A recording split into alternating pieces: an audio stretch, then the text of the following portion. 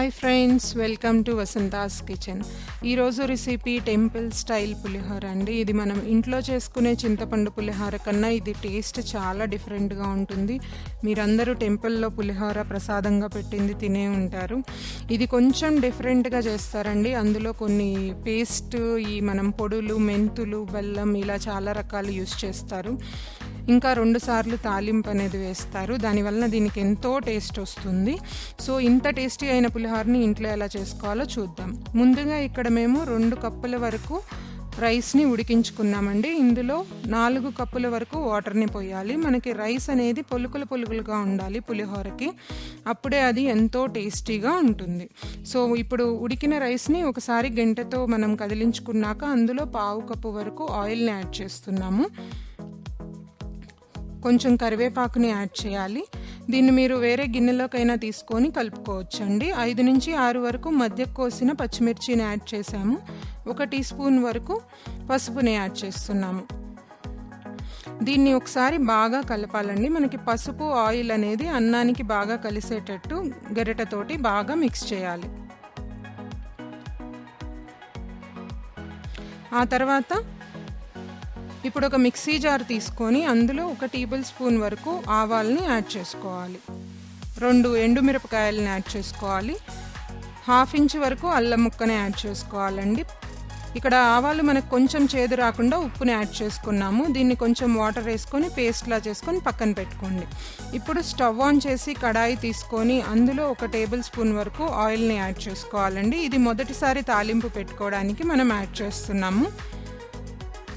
Oil heat అయ్యాక ఇందులో 1/2 tea spoon వరకు మెంతులు అనేవి యాడ్ చేయాలి.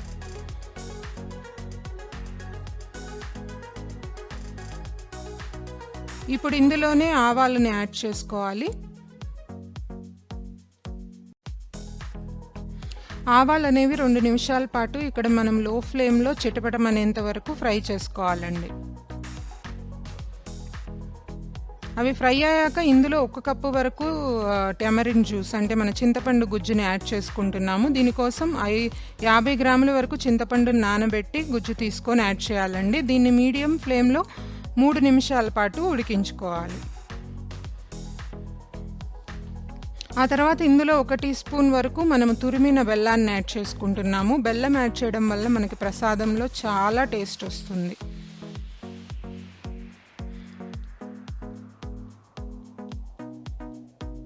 దీన్ని బాగా ఉడికించుకున్నాక ఇక్కడ 2 టీ స్పూన్స్ వరకు ఉప్పుని యాడ్ చేసుకుంటున్నాము. మీరు టేస్ట్కి తగినట్టు ఉప్పుని అడ్జస్ట్ చేసుకోవచ్చండి. ఇందులోనే 1/2 టేబుల్ స్పూన్ వరకు ఇంగువని యాడ్ చేసుకుంటున్నాము. ఇవి యాడ్ చేశాక దీన్ని బాగా కలిపి ఇప్పుడు మనకి చింతపండు గుజ్జు అనేది బాగా దగ్గర పడేంత వరకు ఉడికించుకోవాలండి. ఆ తర్వాత మనం గ్రైండ్ చేసి పెట్టుకున్నాం కదా ఆవాలు, ఈ మిక్స్చర్, ఆ పేస్ట్ని మనం యాడ్ చేసుకొని ఒకసారి బాగా కలుపుకోవాలి.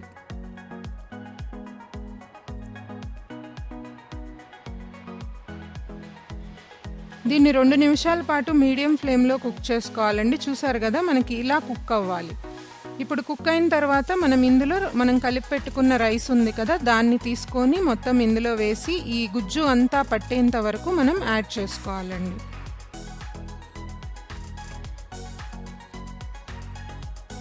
ఈ ప్రాసెస్ అంతా అయిపోయాక ఇప్పుడు మనం ఇంకో తాలింపు అనేది వేస్తాము. దానివల్ల మన పులిహోర చాలా టేస్టీగా వస్తుంది. సేమ్ మనకి టెంపుల్లో ప్రసాదం పులిహోర ఎలా ఉంటుందో అదే టేస్ట్ వస్తుందండి. మీరు ఇంట్లోనే ఈజీగా చేసుకోవచ్చు. ఏ పండగకైనా, శ్రావణ మాసంలో అయినా మీరు ఈ పులిహోరని ఇంట్లో చేసుకొని నైవేద్యంగా పెట్టుకోవచ్చు. ఇప్పుడు రైస్ మొత్తం యాడ్ చేసాం కదా, ఇప్పుడు మనకి మొత్తం కలిసేలా బాగా మిక్స్ చేసుకోవాలి.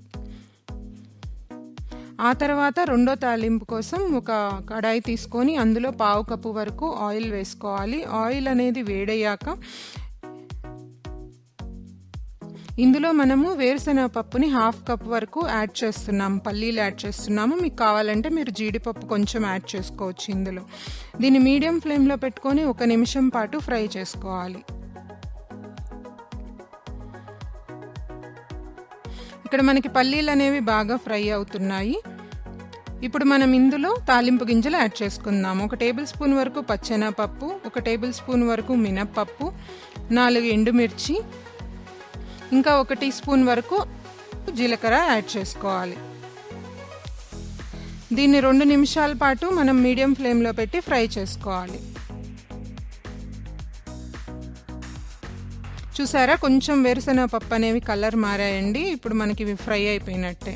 ఇప్పుడు స్టవ్ ఆఫ్ చేసేసుకోవాలి. ఇప్పుడు మనం కలిపి పెట్టుకున్న పులిహోర ఉంది కదా, అది తీసుకొని మేము అక్కడ ఆయిల్లో కరివేపాకు యాడ్ చేసామండి. ఆ వీడియో క్లిప్ మిస్ అయిపోయింది. సో ఆ తాలింపుని ఈ రైస్కి, ఆ పులిహోరకి యాడ్ చేసుకొని దీన్ని బాగా మొత్తం కలిసేలాగా ఈ తాలింపు బాగా మిక్స్ చేసుకోవాలి. అంతేనండి.